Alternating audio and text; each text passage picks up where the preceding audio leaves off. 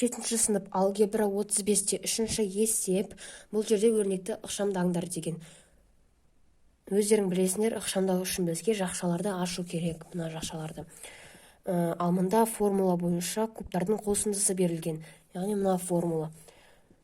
Бірақ та ең оңай тәсілдердің бірі бұл жерде ең кішкентай жақшаға қарап, осы жақшаның кубын табу, яғни а квадраттың кубын және де 10 санның кубын табу. Және де сол арқылы ықшамдап қысқаратын сандарды қысқарту керек. Ал бастайық. Ең бірінші бізге дәл осы санды жазып алу керек. 1000 қосылған 6. Енді минус а квадрат қосылған 1000. Жақшаның сыртында кубты жазамыз. 1000 қосылған аның 6 дәрежесі. А квадраттың кубы бізде квадратты 3-ке көбейткен кезде шығады 6 сын, яғни мұнда жақшаның алдында минус бар, сонда а минус. Аның 6 дәрежесі минус пен плюс минус болып кетеді. Оның кубы бізде 1000-ға тең. Енді қысқаратын сандарды өздеріңіз көріп тұрсыздар, ол минус мен 1000, себебі таңбалары әртүрлі, және де аның 6 дәрежесі және де минус аның 6 дәрежесі. Мұнда болады жауабы 0. Яғни барлық сандар қысқарып кетті деген сөз. Келесі ең кішкентай жақша, бұл бізде мынау кішкентай жақша. Біздің осы жақшаның кубтарының қосындысын табу керек. Сонда а куб минус 9 сыртында куб болады. Міндетті түрде минус а 9 минус 729 тең. Енді ашамыз жақшаны. А кубтың кубы бізде болады а-ның 9 дәрежесі минус 9-дың кубы бізде 729 санына тең. Азайтылған аның 9 дәрежесі минус 729. Енді қысқаратын сан ол бізде а9 және де минус а9. Себебі таңбалары әртүрлі. Енді минус 729 бен минус 729 біз қысқарта алмаймыз, себебі олардың таңбалары бірдей. Міне минус. Онда бізде шығады минус 1458 саны. Келесі мына жерде 0,512 т куб минус 100 қосылған болады. Енді мынау ең кішкентай жақшаны қарайық. Осы ең кішкентай жақшаның бізге кубын табу керек. Яғни 0,18 т қосылған 5 екі өрнектің кубы. Енді дәл осыны көшіріп жазамыз. 0,512 т куб минус 100 қосылған. Енді 0,8 санының кубы бізде нешеге тең? 0,512-ге тең. Қасында т куб бар. Қосылған 5-тің кубы бізде 125-ге тең. Бұл жерде қысқаратын сандар жоқ, яғни 0,512 т куб плюс 0,512 т куб бізде бір-біріне қосылады. Ал мынау минус 100 саны және де плюс 125 саны бір-біріне ұқсас, сол себепті олар бізде қосылады. Енді 0,512 т кубқа 0,512 т кубты қосқан кезде шығады 1024 т куб.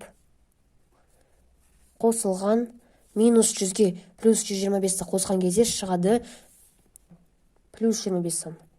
Келесі төртіншісінде ең кішкентай жақшаның қараймыз және де осы екі өрнектің кубтарының қосындысын табамыз. Мына жаққа жазайын.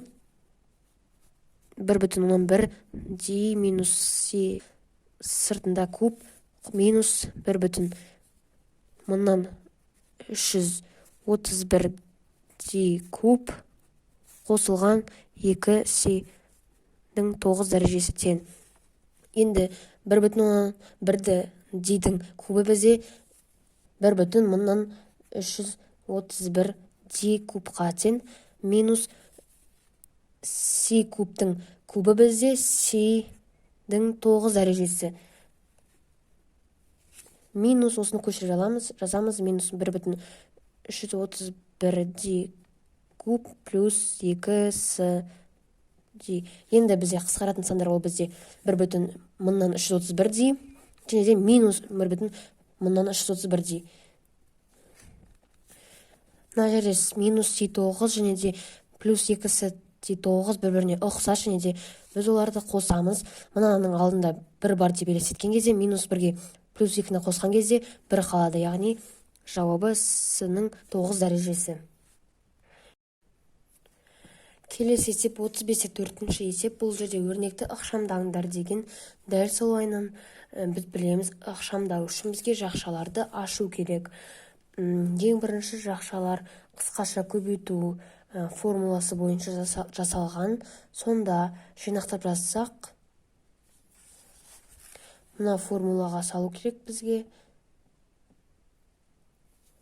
Міне мына формулада тұрса, мына жерде тұрған затты бізге мынау формулаға айналдыру керек, немесе мына формулаға айналдыру керек.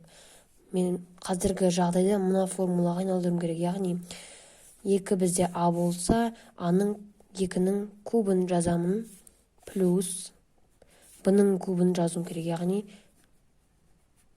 А4 бізде ол Б болып саналады, соның кубын жазуым керек. Қасында плюс А10-ды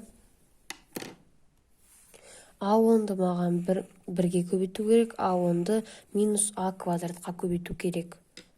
Сонда плюс болады, А10-ды 1-ге көбейткен кезде А10 болады. А10-ды минус А10-ның квадратына көбейткен кезде шығады минус 12 дәрежесі. Енді мына жақшаларды ашайын. 2-нің кубы бізде 8 білеміз. Қосылған А4-тің кубы бізде А-ның 12 дәрежесі, яғни 4-ті 3-ке көбейтеміз.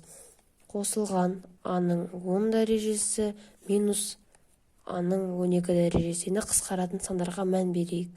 Ең бірінші қысқаратын сан ол көріп тұрғандай А12 мен минус А12. Енді 8 бізде қалған сан ол 8 қосылған А-ның 10 дәрежесі. Келесі, мына жерде К5-ті К-ға көбейту керек, К5-ті 1-ге көбейту керек. Ал мынау жерде бізде қысқаша көбейту формуласына салынған. Сонда мынау күйге айналдыруым керек. Сонда К5-ті К-ға көбейткен кезде К-ның 6 дәрежесі болса, К5-ті 1-ге көбейткен кезде плюс К5 өзі болады. 3-тің дәрежесі болады, яғни мынау бізде 3 бізде А болса, К квадрат ол бізде Б болады. Енді 3-тің кубын жазым. Бұл жерде бізде минус болады, себебі минус пен плюс минус айналып кетеді. К квадраттың кубын жазуымыз керек.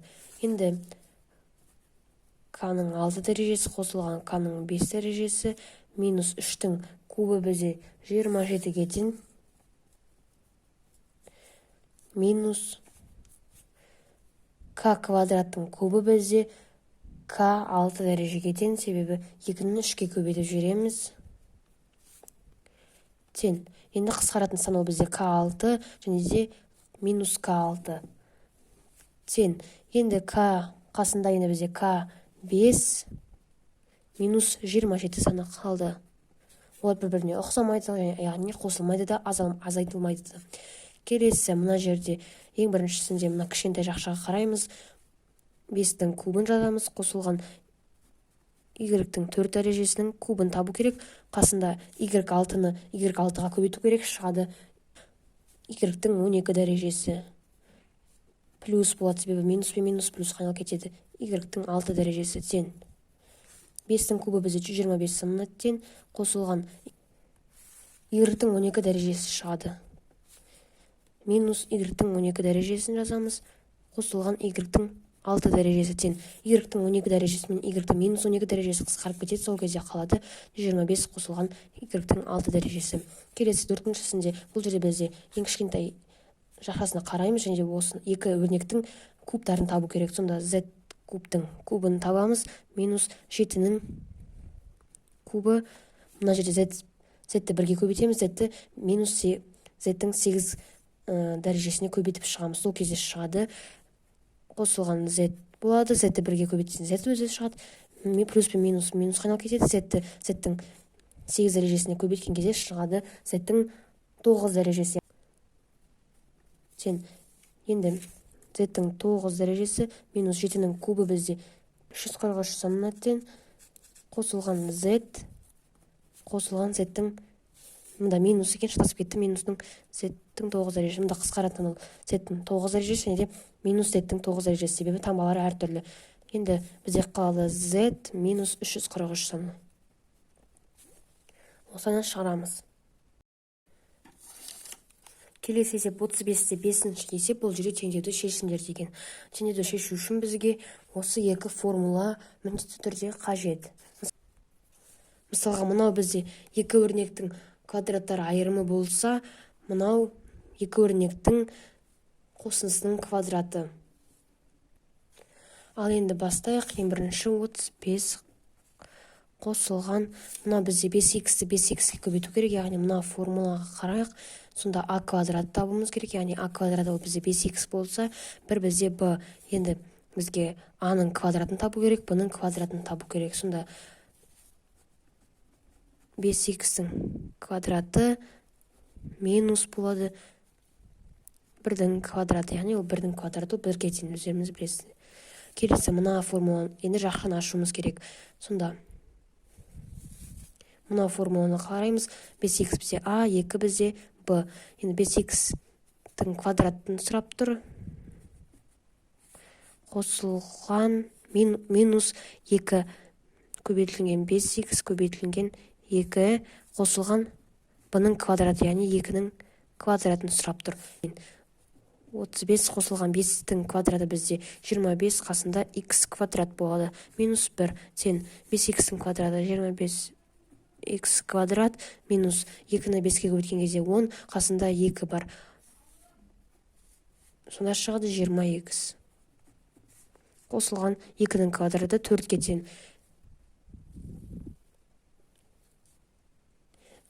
Енді бұл теңдеуді 0-ге теңестіріп аламыз. 35 қосылған 25x квадрат минус 1. Мына теңді жазбаймыз, яғни келесі мына жақтағы сандарды керісінше таңбаларын ауыстырып жібереміз, яғни минус 25x квадратында минус болса плюс 20x минус 4 тең 0. Енді бізде қысқарып кететін сандар ол плюс 25x квадрат минус 25x квадрат. Мына жерде мен қателесіп кетті, мына жерде плюс болады, ал мына жерде минус болады сәйкесінше. Енді минус 20x, енді қосылған минус 1, 35-тен минус 35-тен 1 азайтқан кезде шығады 34 саны, 34-тен 4 азайтқан кезде шығады 30 саны. Яғни мына сан, мынау сан бір-біріне азайтылып кетеді. Сонда тең 0 болады қасында. Енді минус 20x, 30 мына жаққа барған кезде минус 30 болып кетеді. Сонда x-тің мәні бізде тең болады минус 30 бөлінген минус 20, 0-дері қысқарып кетсе 3 пен 2 қалады. 3-ті 2-ге бөлсем 1,5 саны қалады. Келесі мына жерде бізде квадрат деп тұр. Енді керісінше мынандай қылдырып, мынандай түрге айналдыруымыз керек бұл жерде. Ал мына жерде қысқаша көбейту формуласын мынау түрге айналдыру керек. Ал енді бастайық. 3 қосылған 2x. Енді 2x ол бізде а болса, 3 бізде b болады. Енді 2x-тің бізде квадратын сұрап тұр. 2x квадрат қосылған 2 көбейтілген а b деп тұр, яғни 2x көбейтілген 3 қосылған b квадрат. b квадрат ол бізде 3-тің квадраты тең. Келесі мына жерде 4 көбейтілген жақшаның ішінде болады уже. x-тің квадраты минус 6-ның квадраты жақша жабылады. Енді ашамыз жақшалардың барлығын. 3 қосылған 2-нің квадраты бізде 4, қасында x квадрат қосылған 2-ні 2-ге көбейткен кезде 4, қасында 3 бар, яғни 12x болады. қосылған 3-тің квадраты бізде 9 саны тең. Енді мына жерде ашамыз.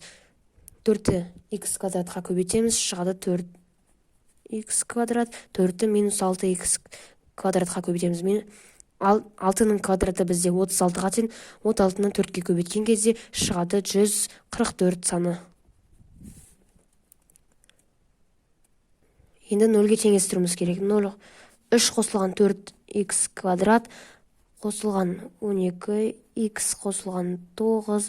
Мына жерде таңбалар ауысып кетеді. 4х квадрат қосылған 144 тең 0-ға. Енді қысқаратын сандар бар ма? Мұнда бар. Енді 12 бізге ыңғайлы болу үшін х-ті бірінші мына жаққа жіберіп аламыз. Сонда 12х жібердім. Қосылған 3 қосылған 9 қосылған 144 тең 0. Енді 12х қосылған 3-ке 9-ы қосып 144-ті қосқан кезде шығады 156 тең 0. Енді х 156-ны мына жаққа жіберген кезде минус 156 болады, ал 12 сол қалпында болады. Тең 156-ны 12-ге бөлген кезде шығады минус 13 саны.